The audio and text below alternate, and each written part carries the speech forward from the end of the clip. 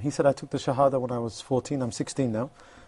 He said, I didn't tell my family for some time, but when I told them, they started threatening me to the extent that even the people at school were difficult with me. He said, I was sent to a monastery because they thought that I needed checking, I needed cleaning in that sense. He said, of course, alhamdulillah, they, after a time, knew that he was steadfast on his deen.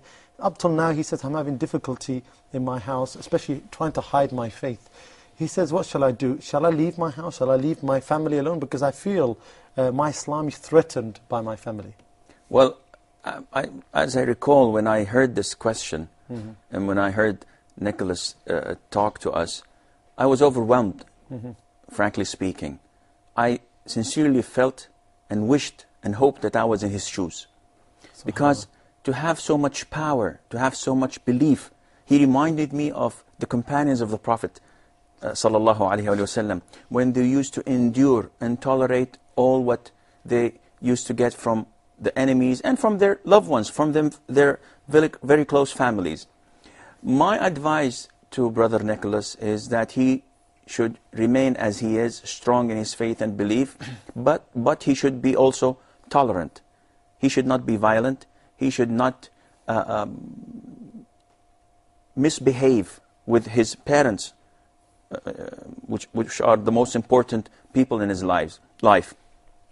And he should seek knowledge, because the only way that he can remain a good, strong believer, a good, strong Muslim, is by acquiring knowledge of the Quran and of the Sunnah. To answer his question, should he stay or leave, he has to be his own judge. Unfortunately, in some cases, people would be very quick to say, leave them, go away.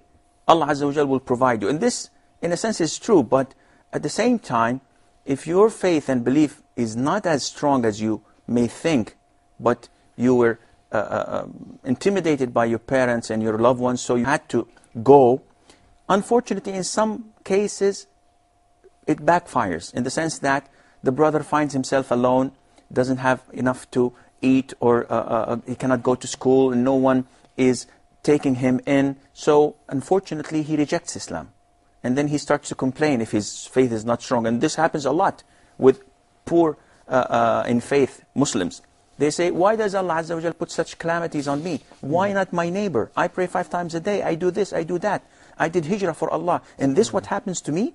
So they start to question Allah's judgment, and they reject Islam without them knowing that. Therefore, Nicholas, you are the judge, the best judge of yourself. If you think that your faith is strong, and there are people who can take you in and take care of you, sincere, good Muslims, that would teach you and support you until you are on your feet, and at the same time, you find it impossible to live with your children, with your parents, then in this case, I advise you to go. But if your parents now are more tolerant than they were a month or 2 ago, and they're accepting it, and they, in a sense, they're living with it, then I advise you to stay with them, as long as you're not threatened in the sense that you're not afraid of rejecting Islam.